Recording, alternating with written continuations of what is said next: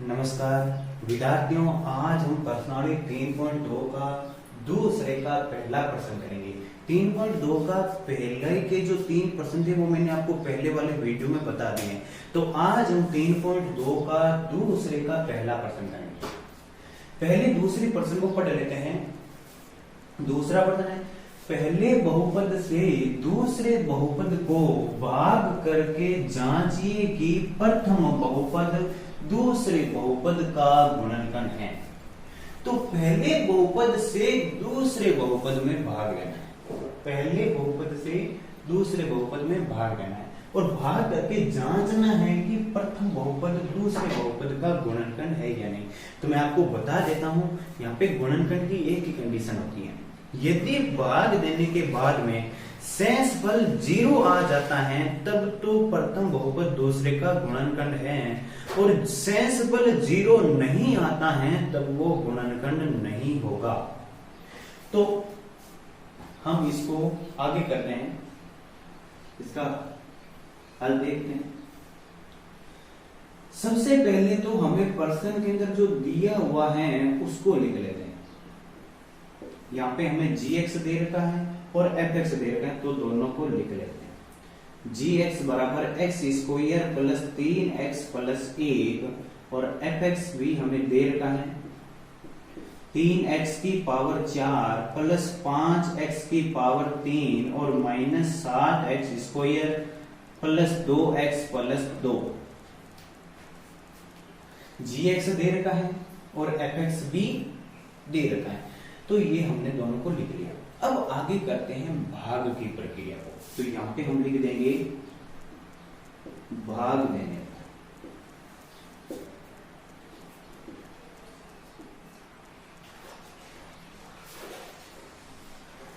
अंदर तो लिख देंगे fx को और बाहर लिख देंगे gx को। तो fx हमें दे रखा है 3x की पावर 4 प्लस 5x की पावर 3 और minus 7x square plus 2x और प्लस 2। बाहर लिख देंगे gx को x स्क्वायर प्लस 3x और प्लस 1। तो अंदर fx और बाहर लिख दिया हमने gx को। अभी हमने भाग देना है, तो अब इनमें भाग किस प्रकार दिया जाता है ध्यान से देखिए। हमें इधर से भी पहले पद को देखना है और इधर से भी पहले पद को देखना है। वापस देखिए, इधर से भी पहले पद को और इधर से भी पहले पद को। हमें इस पद को इसके बराबर करना है, इस पद को इसके बराबर करना है, और बराबर करने के लिए जो भी इसके अंदर कमी है उसको लिखना है भागफल में। हमें इसके अंदर इसको इसके बराबर करने के लिए इसके अंदर क्या क्या कमी है उनको हम लिखेंगे भागफल में। अब देखते हैं इसके अंदर क्या कमी है। यहाँ पे पावर 4 आई हुई है, लेकिन यहाँ पे पावर 2, तो पावर 4 में से 2 बताएंगे तो पावर 2 कम रह रही है। यहाँ पे पावर 4, यहाँ पे पावर 2 है, तो पावर 2 की कमी है, तो x स्क्वायर। तो एक तो ये कमी है। अब और क्या है वो देखते हैं। यहाँ पे इसके गुणा में 1 है और यहाँ पे इसके गुणा में है 3, तो इसको इसके बराबर करने के लिए इसकी 3 से गुणा भी करनी पड़ेगी, तो यानी कि 3 की भी इसके अंदर कमी है। तो इसको इसके बराबर करने के लिए कमी रह रही है 3x स्क्वायर की, तो इसको हमने लिख दिया भागफल में। एक बार वापस लिख लीजिए, यहाँ पे पावर 4 है, यहाँ पे पावर 2 है, तो पावर 2 की कमी है। यहाँ पे गुणा में 3 है, लेकिन यहाँ पे गुणा में 3 नहीं है, तो 3 की भी कमी है। अब ये जो भागफल में जो आया है 3x स्क्वायर है, इसकी गुणा करनी है आपको इससे, यानी भाजक से। तो यहाँ पे रब कार्य में मैं आपको इनकी गुणा बता देता हूं। x स्क्वायर प्लस 3x और प्लस 1, इसकी गुणा करेंगे हम 3x स्क्वायर से। इसकी गुणा करनी है, इसलिए हर एक स्टेप में चलता रहेगा। जो भी आपने भागफल के अंदर लिखा है उसकी गुणा करनी है भाजक से, और गुणा करने के जो बाद जो मान आता है वो इनके नीचे लिखेंगे। तो ये गुणा कैसे होती है देखते हैं। यहाँ पे एक्स स्क्वायर के गुणा में 3 है, यहाँ पे एक्स स्क्वायर के गुणा में कुछ भी नहीं है, इसका मतलब 1 है, तो 3 की गुणा 1 से 3। एक्स स्क्वायर की गुणा एक्स स्क्वायर से करेंगे तो आ गया एक्स की पावर 4। जब समान चर और गुणा करते हैं तो पावर जुड़ जाती है, तो 2 और 2 हो गई 4 प्लस 3 की गुणा 3 से 9, एक्स स्क्वायर की गुणा एक्स से करेंगे तो आ जाएगी पावर 3। अभी मैंने आपको बताया था पावर जुड़ जाएगी, पावर 2 और 1 हो गई 3 प्लस 3 एक्स स्क्वायर की गुणा 1 से करेंगे तो आ गया 3 एक्स स्क्वायर। तो ये जो गुणा करने के बाद हमारे पास ये मान आ गया। अब इसके अंदर पावर 4 के नीचे 4 वाला पद, पावर 3 के नीचे 3 वाला पद और 2 के नीचे 2 वाला पद और 1 के नीचे 1 वाला पद और अचर के नीचे अचर पद को लिखा जाता है। अब पावर 4, तो पावर 4 के नीचे हम लिख देंगे 3x की पावर 4, उसके बाद पावर 3 9x की पावर 3, उसके बाद प्लस का 3x स्क्वायर। अब पावर 1 वाला पद और अचर पद हमारे पास नहीं है तो ये जगह यहां पे खाली रहेगी। अब देखिए इसके बाद में नेक्स्ट स्टेप में हम करते हैं चिन्हों को चेंज। यहाँ पे प्लस है तो माइनस में बदल जाएगा, ये भी प्लस है तो माइनस में बदल जाएगा, ये भी प्लस है तो माइनस में बदल जाएगा। प्लस है तो माइनस में बदल जाता है और माइनस है तो प्लस में बदल जाएगा। आगे देखिए ये प्लस का 3x की पावर 4 और ये माइनस का 3x की पावर 4, तो ये तो कट जाएगा। अब प्लस का 5x की पावर 3 और माइनस का 9x की पावर 3, तो यहाँ पे हम देख रहे हैं माइनस की संख्या बढ़ी है, प्लस के तो 5 ही हैं और माइनस के 9 हैं, तो चिन्ह रहेगा माइनस। अब 9 में से 5 घटाएंगे तो 4 और x क्यूब, माइनस के 9 प्लस के 5 तो चिन्ह माइनस का, 9 में से 5 बच गए 4 और x क्यूब। अब यहाँ पे देखो माइनस के 7x स्क्वायर और माइनस के 3x स्क्वायर, माइनस के 7 है और माइनस के 3 है तो माइनस के हो गए टोटल 10 और x स्क्वायर। अब आगे वाला वैसे ही वैसे लिख देंगे, प्लस का 2x और प्लस का 2। अब देखिए आप ये तो अब वापस आके वही प्रक्रिया करेंगे, इधर से भी पहले पद को देखना है और इधर से भी पहले पद को देखना है, इधर से पहले पद और इधर से भी पहला पद।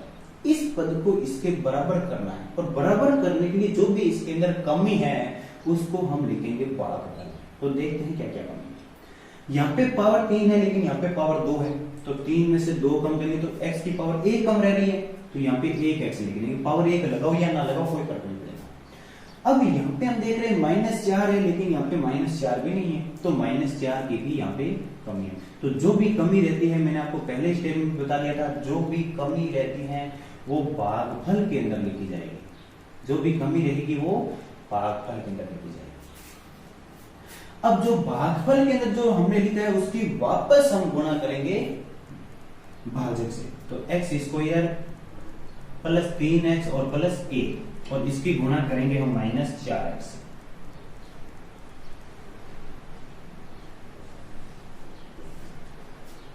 अब ये गुणा कैसे करेंगे देखिए, यहाँ पे माइनस है यहाँ पे प्लस है, माइनस प्लस माइनस, यहाँ पे 4 है गुणा में यहाँ पे 1 है, तो 4 की गुणा 1 से 4, x की गुणा x स्क्वायर से करेंगे तो आ गया x की पावर 3। मैंने आपको पहले बताया दिया था पावर जुड़ जाएगी, पावर 2 और 1 हो गई 3, प्लस माइनस हो जाएगा माइनस, 4 की गुणा 3 से 12, x की गुणा x से करेंगे तो आ गया x स्क्वायर, पावर जुड़ गई 1 और 1 2। अब माइनस प्लस माइनस 4x की गुणा 1 से आ गया 4x। अब ये इसके नीचे लिख देंगे, पावर 3 के नीचे 3 वाला पद, 2 के नीचे 2 वाला पद और 1 के नीचे 1 वाला पद, तो माइनस का 4x की पावर 3 माइनस के 12x स्क्वायर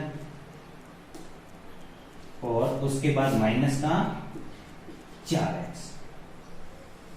अब करेंगे चिन्हों को चेंज, ये माइनस का है तो प्लस में, माइनस का है तो प्लस में और ये भी माइनस का है तो प्लस। चिन्ह माइनस के होते हैं तो प्लस में बदल जाते हैं और प्लस के होते हैं तो माइनस में बदल जाते हैं।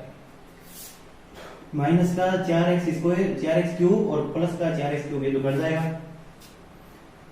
माइनस का 10x स्क्वायर और प्लस का 12x स्क्वायर, तो 12x स्क्वायर में से 10x स्क्वायर घटाएंगे तो पीछे रह गया 2x स्क्वायर, ये प्लस का रह जाएगा क्योंकि प्लस के तो 12 है और माइनस के 10 है, तो 12 में से 10 2x स्क्वायर, तो प्लस के 4x और प्लस के 2x, तो 4 और 2 6x और आगे प्लस का 2 वैसे कैसे। तो अब आगे भी वही प्रक्रिया दोहराएंगे वापस, इधर से भी पहला पद और इधर से भी पहला पद। तो इधर से भी पहले पद को देखते हैं, इधर से भी पहले पद देखते हैं। हमें इस पद को इसके बराबर करना है, और बराबर करने के लिए जो भी यहाँ पे कमी रह रही है उसको भागफल के अंदर लिखेंगे। तो एक्स स्क्वायर यहाँ पे भी है, एक्स स्क्वायर यहाँ पे भी है, तो ये तो बराबर है। लेकिन यहाँ पे हम देख रहे हैं गुणा में 2 है, लेकिन यहाँ पे गुणा में 2 नहीं है, इसका मतलब यहाँ पे 2 की कमी रह रही है, तो यहाँ पे हम लिख देंगे प्लस का 2। अब इस 2 की गुणा करेंगे हम भाजक से, x square plus 3x plus 1, और इसकी गुणा करेंगे हम 2 से। 2 की गुणा एक्स स्क्वायर से तो 2x स्क्वायर प्लस 2 की गुणा 3x से तो 3 दूनी 6x, और प्लस 2 की गुणा 1 से तो आ गया 2। ये इसके नीचे लिख देंगे 2x स्क्वायर प्लस 6x और प्लस 2। अब वापस आगे वही चिन्हों को चेंज करेंगे, प्लस का है तो माइनस में, प्लस का है तो माइनस में, प्लस का है तो माइनस। तो ये तो कट जाएगा प्लस माइनस, ये भी प्लस माइनस कट जाएगा, ये भी प्लस माइनस कट जाएगा, तो हमारे पास सेंस फल आ गया 0। अब मैंने आपको प्रश्न की शुरुआत में ही बता दिया था, गुणनखंड तभी होगा जब भाग देने के बाद सेंसफल 0 आते हैं। और यहाँ पे हम देख रहे हैं पहले बहुपद का हमने दूसरे बहुपद के अंदर भाग देने के बाद जो सेंसफल आया है वो 0 आया है। तो इसका मतलब हो गया कि प्रथम बहुपद दूसरे बहुपद का गुणनखंड होगा। तो यहाँ पे हम लिख देते हैं अतः बहुपद gx बहुपद fx का गुणनखंड है। और अगर सेंसफल 0 नहीं आता है तो हम यहाँ पे लिखेंगे अतः बहुपद gx बहुपद fx का गुणनखंड नहीं है। तो यहाँ पे जो सबसे जो महत्वपूर्ण है वो आपका है यहाँ पे भाग देना।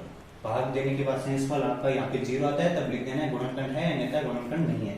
और भाग देने की जो स्टेप है वो मैंने आपको बता दी, आपको ये एक स्टेप समझनी होती है और बाकी वो वैसे के वैसे चलती रहती है। तो यहाँ पे स्टेप के अंदर क्या है, इधर से भी पहले पद देखना है, इधर से भी पहले पद को देखना है, और इसको इसके बराबर करने के लिए जो भी कमी रहती है वो भागफल के अंदर लिखनी है, और जो भागफल के अंदर लिखा है उसकी वापस आपको इससे गुणा करनी होती है, और गुणा करने के बाद जो आते हैं वो यहाँ पे लिख देते हैं, और आगे वाले स्टेप में चिन्ह चेंज कर लेते हैं। चिन्ह चेंज करने के बाद इनका जोड़ और घटाव हो जाता है। ये प्रक्रिया पूरे के अंदर चलती रहती है।